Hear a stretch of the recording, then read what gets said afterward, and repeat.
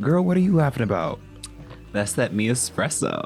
Oh, girl, that's a matcha. Are you down? Yeah, I know, but like me espresso, like Sabrina Carpenter. So does that make me short and sweet because I'm 5'8" and a little fruity? Oh, no, that's not. Oh, okay. No, what I mean to say is like in the sense that in LA.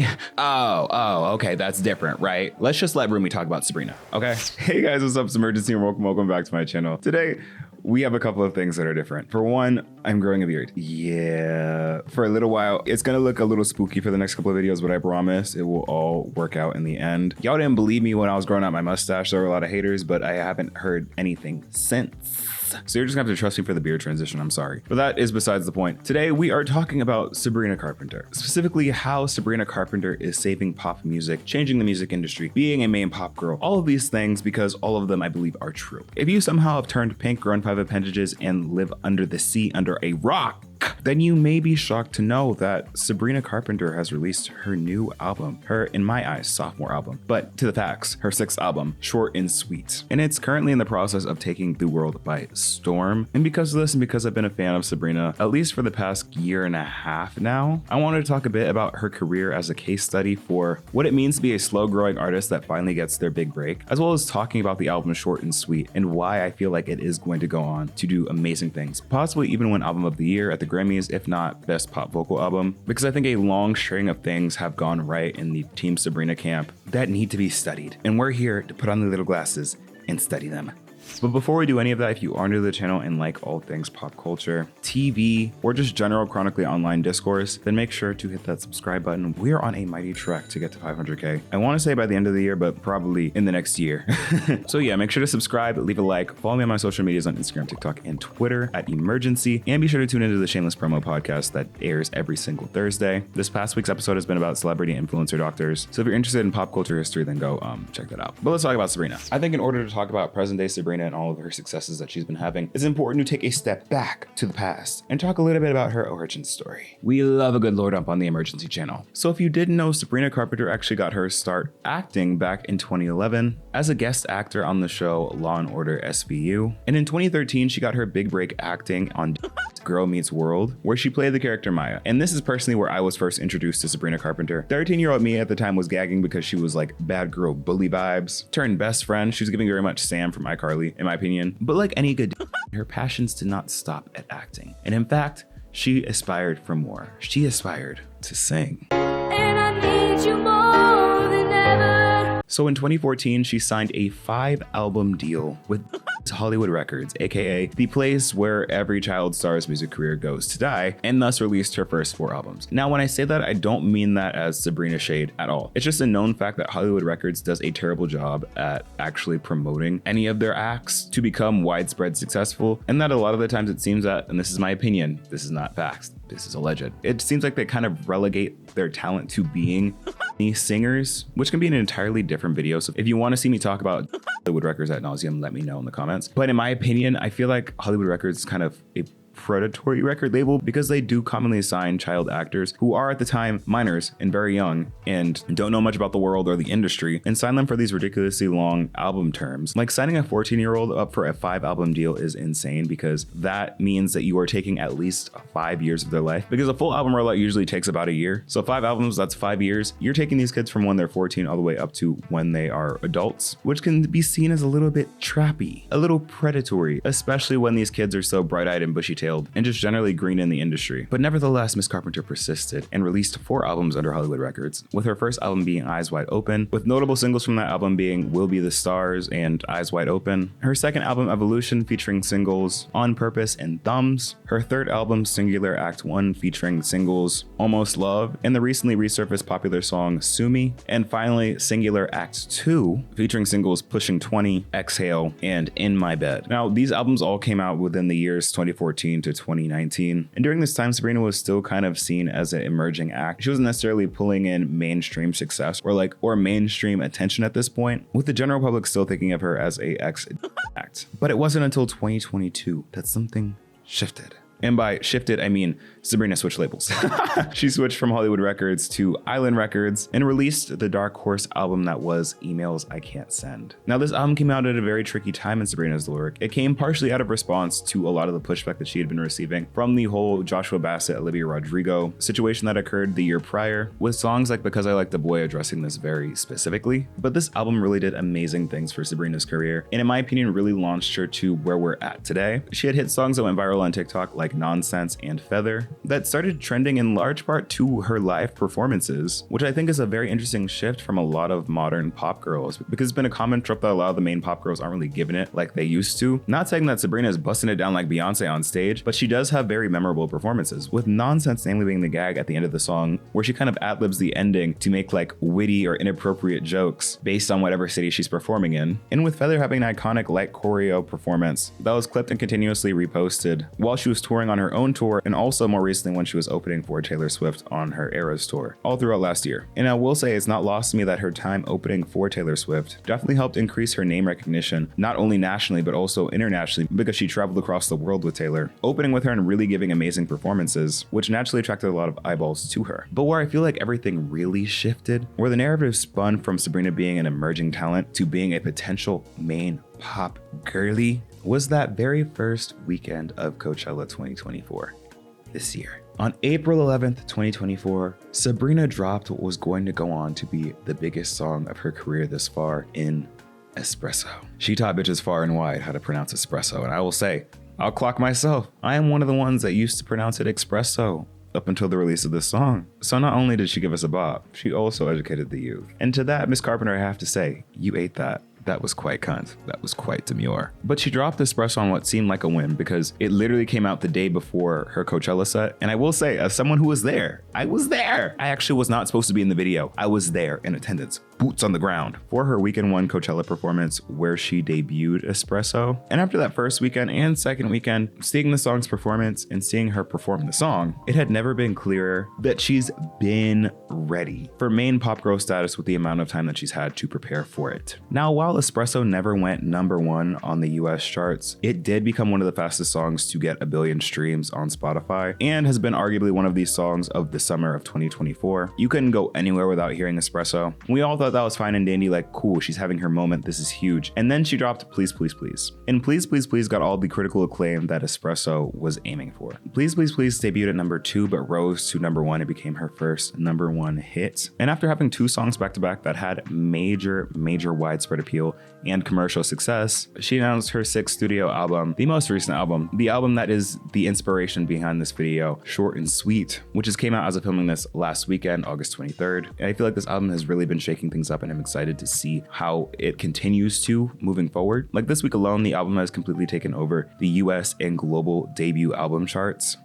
Debut streaming charts, with Spotify releasing graphics like this, showing that Sabrina is topping the charts all throughout. And once this album actually hits the Billboard 200 and the Billboard 100, it'll be interesting to see how it performs, because as of right now, it's looking like it's going very well. Now, taking a break from the lore, I kind of want to talk about what all this means in the context of Sabrina's career, because Sabrina's career has been very different from your traditional pop star or your traditional music artist who blew up overnight and got all this critical acclaim, all this status, and all this mainstream success very rapidly. Sabrina herself has stated that she is more so like the tortoise in the hare situation. This has been a project almost over 10 years in the making. And it's great to see that she's finally getting the flowers that she's been working so hard to receive. And I have to say that she genuinely deserves it, because the music has been good. While her sound has evolved over the years, the consistent through line is that she can make some very unserious and witty one-liners or lyrics in her music, and has a great ear and ability to make a catchy melody. She's previously gone on record and expressed how it makes her feel to have been in the game for so long without getting that really mainstream success, and some of the frustrations that come behind that as an artist who's had a slower rise to fame. I really loved getting to know the mindset of a slow rise, and knowing that I have a lot to look forward to, and no matter how much I experience and how much I have under my belt, I'll always have something to learn. So that's kind of where I'm at right now. I'm just learning, and I'm very grateful. Like I said, she's been making music for 10 years, and only now is she being recognized as a potentially main pop girl or a main pop artist. And it kind of reminds me of something that Chaperone actually said in an interview with Interview Magazine recently, where she expressed her frustrations with people just now taking her seriously as an artist or considering her work as valuable because she's had commercial success recently, despite her music being just as good prior to any of the commercial success. As Chappell very candidly said, "I've been doing this the whole time." But I think the beauty of having a slow rise to fame is that it really does prepare you for when you have your big break. Like during the rollout of this album, Sabrina's talked about how she feels like Short and Sweet really feels like her second album, her sophomore album as a fully fledged artist, with Emails I Can't Send being her first. Because prior to these two albums, she was under really trying to figure out what her sound is like, doing a lot of growing up and maturing, learning the ins and outs of the industry and how the industry works on the back end. And now that she's had the time to prepare, have those performances, take those losses, as well as experience big wins, having experiences performing in malls, theaters, arenas, and now stadiums as an opener for Taylor Swift, she's really been battle tested to be a successful pop star now that the limelight is finally on her. And you can really tell that her and her team have been waiting for this, because the way that they've been rolling out this album has been so smart. Like even from choosing the songs to promote and the way that they've been promoting them has been so wise. Like knowing that Sabrina's strong suit is her performances and knowing that that is what catapulted her to the status before the release of Espresso, choosing to drop Espresso the day before her big Coachella performance, because not only do you get the song, you get the video, and you get a visual performance of her performing it live, which gives them 3 opportunities to make this song go viral. And it did. And then they did the same thing for Please Please Please, dropping Please Please Please on June 6th, and then having her perform it for the first time at Gov Ball on June 9th. Like her team is really thinking, they're not playing around. They're real serious about making this girl a main pop girl, and it is working. And I spoke a bit in a recent video about how people have been saying that pop stars, especially the newer pop stars, don't really seem ready for the success that they're achieving, and especially the influx of success that is thrown at them when they immediately blow up off of their first hit, or at least their early bodies of work, so they have no reference for what to really do with all this attention and notoriety. But I feel like Sabrina Carpenter is different in this regard because she's been in the game for so long. She may have not been in a front runner status, but for the longest time, her and her team have had the plan. They just need the platform. And once she got that platform, she has been running and soaring with it. And I truly, truly love that for her. But now it's time to talk about the music, the new music. How Sabrina Carpenter is saving pop music. Is it cool if we talk about Short and Sweet for a little bit? Y'all gonna fight me? Or is that like the reason you tuned into this whole video and I've been like kind of like leading you on into that? Well, you're here, so let's talk about Short and Sweet. Short and Sweet is literally just that. Short, but very sweet. It is an album of 12 songs where somehow every single one is a banger. Something that I really enjoy about this album and Sabrina Carpenter as an artist as a whole is that we currently live in a world where music is getting more and more serious. We've previously lived at the era where everyone was sad and depressed, and sad girl and sad boy pop music was all the rage, to a couple years ago being more dancey but still kind of serious, like dancey as a response to more serious things happening. Sabrina Carpenter has come out with an album, a body of work that embraces the unserious and the fun and the whimsical to really move you and get a laugh out of you. And I think that really is her superpower when it comes to her music. Like no one else, well, I can think of maybe 2 artists that have a similar approach that I could say really match her in terms of wit and just silly lyrics that can genuinely make you laugh and take you out of the music in a good way, just to really appreciate how clever or how witty or how like stupid the lyrics were. Like I think in terms of intentionally silly lyrics that have this effect, her main peer I think would be Doja Cat. Like Doja Cat is top tier at making intentionally silly lyrics that you can still bop to for sure, but also make you kind of laugh like, wow, did she just say that? Like I feel like Doja Cat is one of the most comical writers in that sense, because she's writing lyrics to make you chuckle while you're hearing them. Because in comparison to other artists, they're actually meant for you to laugh at. And the fact that we're currently in a world where it seems that albums are getting shorter and shorter, or at least a lot of the main artists have been releasing albums that have been shorter than their previous works. Like I think Ariana Grande with Eternal Sunshine, Billie Eilish with Hit Me Hard and Soft, even Ice Spice with her latest album Y2K, all been pretty highly anticipated albums, but all have a runtime of under 50 minutes, with 2 out of 3 being under 40. And I think this is an interesting concept because shorter albums, in my opinion, seem to be more of a creative challenge for artists. I don't know if they feel this way, but as a listener, it really feels this way because short albums can really be hit or miss because shorter albums have less fluff to them. So there's more pressure to have every single song be more impactful, to have every single song be a hit, because if not, that's a larger percentage of the album that is ass. Like having 4 bad songs on a 20-track album is not as bad as having 4 bad songs on a 12-track album. Like there's a third of the album that you just are not going to listen to. And shorter albums as a whole just give artists less of a chance to really make their mark, have a standout song, and to tell a cohesive story. But on the flip side, it allows for fewer songs to end up being lost in the body of work. Because I feel like for longer albums, while giving the listener more time to really enjoy hearing their favorite artists, longer albums can sometimes drag and include more filler songs that both they and we know aren't as good and are just there to get the album length up. Like, I know I just praised her, but I think of Doja Cat when I think of this. Like, there was no need for Imagine on Planet Her. Like, that was just to get the album time up, and I think she's actually gone on record to say that she doesn't like that song and was kind of just added on to get the album time up, because what was that? But I say all that to say that I really enjoyed what Sabrina did with her track listing and just navigating the songs that were on short and sweet. Like, with only 12 tracks and a 36-minute runtime, she successfully gave us a list of bops, emotionally moving songs, as well as opened up and shared a bunch about her personal life. And I think it's equally as impressive that each song feels like it could be self-contained and can stand alone while also being so cohesive together under one body of work, under one project, under one record. Like, she made a cohesive album that I'd argue does not have any skips. Some people may disagree. I think if not a skipless album, she's made a near skipless album because every song is good.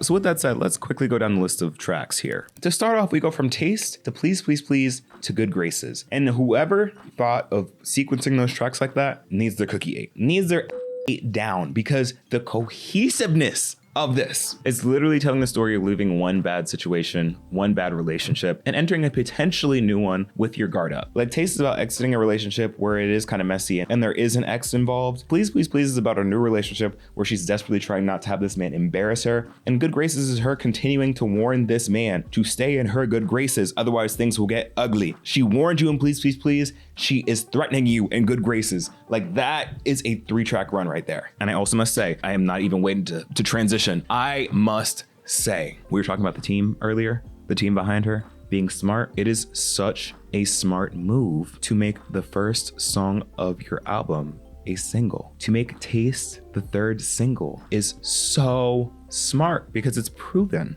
right? To make your album perform better stream-wise. Singles are usually songs that get the most streams because they're the ones that are most promoted. And according to the Rolling Stone, the first song on an album is important for Spotify streaming because it's often the first track that fans listen to, and streams count towards the album's chart ranking. So having the first song be a single, one of the more streamed songs on the album, means that the album is going to perform better on the charts. That is wise. That is smart.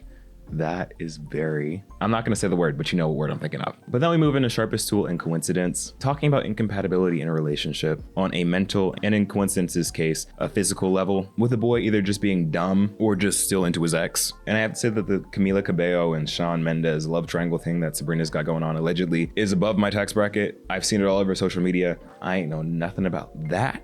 And I won't, and I will continue to not know anything about that until, like the late great rapper, Big Mama herself, Big Lotto, once said, do you sing or do you tweet? Because I can't tell. Get in the booth. I need to hear some back and forth before I tune in, because I want art. I don't want tweets. I don't want allegations. I don't want allegedness. I want to know how you really feel. And though Sabrina has said that throughout this album, all of these songs are about different scenarios in both her own life and then the life of others, it's still interesting how there can be a cohesive narrative drawn here. Moving on to Bedchem, this is one of the songs where Sabrina gets raunchy. She gets a little hood. She ups in her R&B bag. I saw someone on Twitter say that we're definitely in the studio that day because she came out with a R&B hit that uses a tasteful interpolation of a previous R&B hit. And I have to say that this is true about this song, but a lot of songs on this album, her melodies are so catchy. And Emails I Can't Send have very catchy melodies for those songs as well. Dumb and Poetic and Slim Pickens are both equally self-aware and also very much so a call out, and cohesive in the sense of in talking about unsufferable and aloof men and her relationships that she keeps falling for. Juno being my personal favorite track, she's just talking about hunching. And she gets nasty. She doesn't get nasty. Like, she doesn't get Ariana nasty levels, 34, 35 level nasty level. She's still tasteful with it, but she's talking about hunching. And I didn't know what the significance of the title Juno was until I did a little further research. And I saw that it's actually based off of the movie Juno, where the premise is this one girl getting accidentally pregnant. So if Good Graces wasn't an example enough, Sabrina is really Ariana's daughter, because Ariana said on Positions, just give me them babies. And Sabrina said, yeah, double it and give it to me. Give me the kid. Lie to Girls being another self-aware song. I love this song so much. Talking about how she stays in bad situations because she's able to lie to herself, making this guy up to be something that she can tolerate, something that she likes, even when that is not the case, and he is showing her not to because she wants to believe it. Essentially, you don't have to lie to me because I'm already lying to myself about you. And then the closer track, Don't Smile, being such a good closer, playing on and reversing the trope of don't cry because it's over, smile because it happened. And she flips it and says, actually, no, I am Miss Poopy, okay?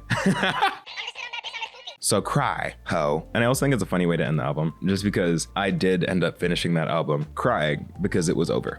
So she ate that. But yeah, I guess final thoughts here. I do want to say that my top 3 right now are definitely Juno being number 1, Good Graces, and Bad Chem. And these are likely to change as I listen to the album more and more, but those 3 are my standouts right now. But this album and its success really does prove that she is saving pop. She's bringing pop back. But also, she's consistently proving that your time will come eventually. And it's not all about blowing up overnight and racing to the finish line, which I think can be really inspiring to other creatives, other artists, and just really anyone with ambitions or dreams that they've been working towards for a long time. Like, I feel like for so many of us, we work towards these dreams and don't see the immediate results of that, because I do feel like we live in a instant gratification culture. Things don't actually happen overnight, even though it may seem that way. And in most cases, it takes years and years of work to really see the fruits of your labor. And seeing people like Sabrina Carpenter, Victoria Monet, Chaperone are really exciting and inspiring because it shows that it's never too late to get your moment and that your time to shine will find you. You don't find it. I also think, just final thoughts about the album itself, it does a great job at playing with the different genres on this album. I think she does country, she does pop, she does R&B, while still keeping things, as the title suggests, short and sweet. She's just genuinely giving us something new as a pop star. She's bringing something new to the table. I don't think her personality is really like any other pop star out right now, which is really great for differentiating her and standing out. She really embraces her own personality, her humor, her sexuality in a way that I feel like has been lacking for a long time in pop music. We've been in this really shy, coy, and awkward era for pop acts, which is not to any of their faults or shade to any of them, but it's nice to see something different coming from someone so young. And I just can't wait to see her take off to new height. Whether you like it or not, she's officially one of the new main pop girls, and you just gotta get ready for it. Like, she's very quickly becoming one of the 2 white pop stars that I will go down for. Like, Ariana always has my heart, but Sabrina, she's tugging on ponytail just a bit. But yeah, guys, that's gonna be it for this video. I hope you enjoyed. Now I want to hear from you. What did you think about Short and Sweet? And what do you think about Sabrina Carpenter as a whole? Did you enjoy the album? What is your top 3? And do you think that she has what it takes to be the next main pop girl? Let me know all your thoughts down in the comment section below. Thanks again so much for watching. Again, if you're new, make sure to subscribe, leave a like, and follow me on my social media on Instagram, TikTok, and Twitter to keep up with me on a day-to-day basis. Also, while you're at it, be sure to check out the Shameless Promo podcast. New episodes come out every single Thursday. You already know this. But other than that, y'all, thanks again so much for watching. I have an emergency, and I'll see you in the next video. Peace.